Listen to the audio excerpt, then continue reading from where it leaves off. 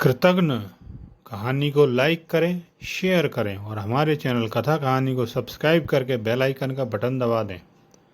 पुराने समय की बात है। सीतानगर गांव में सीताराम और केशव नाम के दो मित्र रहते थे।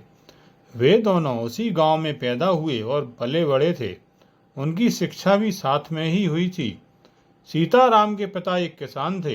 वे 5 एकड़ के खेत में खेती करते थे और उसकी आय से अपने परिवार का भरण पोषण करते थे। वे अपने जीवन से संतुष्ट थे।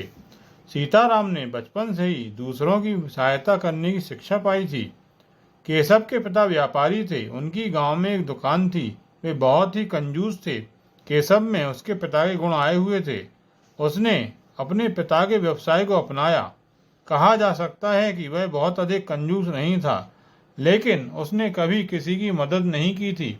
वह अपने किसी ग्राहक को उधार भी नहीं देता था, लेकिन जब भी केशव को जरूरत होती वह अपने मित्र सीताराम से बात करता। सीताराम अपने मित्र को सांत्वना देकर उसकी हर प्रकार से सहायता करता था। एक बार की बात है, केशव की पुत्री के घर बाल बच्चे होने का समय था। केशव एक दाई को मदद के लिए लाया। दाई ने उसकी पुत्री को देखकर कहा कि उसकी स्थिति ऐसी थी कि उसे नगर में ले जाकर चिकित्सक को दिखाया जाना बहुत जरूरी था। केशव अपने मित्र के पास दौड़ा गया और अनुरोध किया कि वह अपनी बैलगाड़ी पर उसे नगर में ले जाए। उस समय सीताराम बैलगाड़ी पर अपनी खेती से संबंधित कुछ आवश्यक काम कर रहा था, लेकिन उसने अपना काम जहां का तहां छोड़ा और तुरंत केशव की पुत्री को लेकर बैलगाड़ी से नगर की ओर चल पड़ा।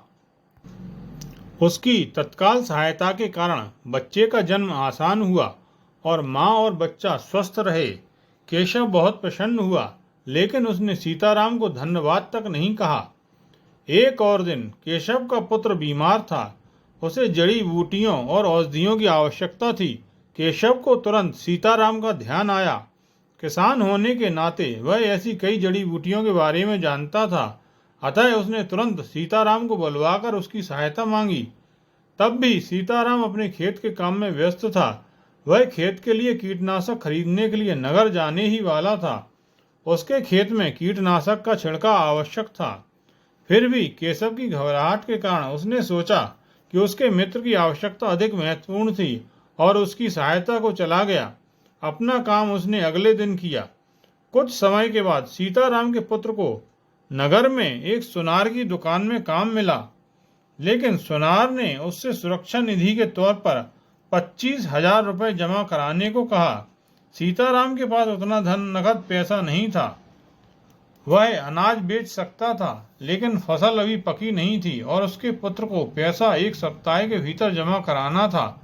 सीताराम बहुत देर तक सोचता रहा। फिर उसे अपने मित्र केशव की याद आई। उसे याद आया कि किस प्रकार उसने कई बार आवश्यकता के समय केशव की सहायता की थी।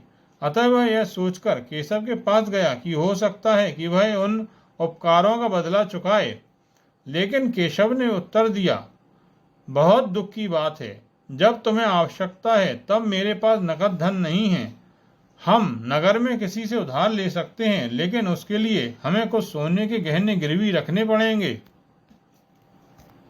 क्या तुम्हारे पास ऐसे कोई गहने हैं जो तुम गिरवी रख सको?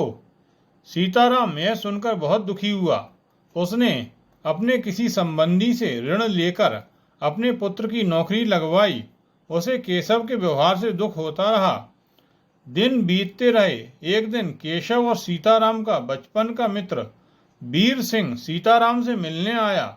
उसने केशव के बारे में भी पूछताछ की।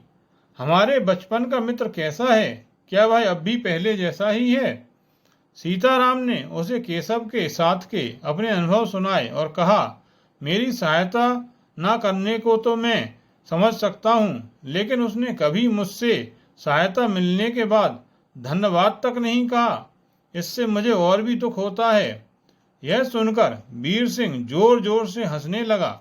सीताराम की समझ में कुछ भी नहीं आया। वह ठगा सा वीर सिंह का मुंह देखता रहा। फिर वीर सिंह बोला, जिसे मदद मिली है आभारी होना उसका कर्तव्य है। उसके आभार प्रदर्शन करने तक वह उस पर बोझ होना चाहिए। उसने तुम्हारा उपकार नहीं माना, यह सोच सोचकर तुम क्यों अपने आप पर उसका बोझ बढ़ा रहे हो। तुम व्यवसाय से किसान हो, इस नाते दूसरों की सहायता करना तुम्हारा स्वभाव ही है। इसलिए जहां तक संभव हो मदद करो, लेकिन उसके बदले कुछ अपेक्षा मत रखो। केशव व्यापारी का पुत्र है, हर चीज में लाभ हानि का विचार करना उसकी आदत है, इसलिए वह बही खाते रखने का आदी है और हर एक काम में लाभ की आशा रखना उसका स्वभाव है। यही तो तुम दोनों के बीच का अंतर है।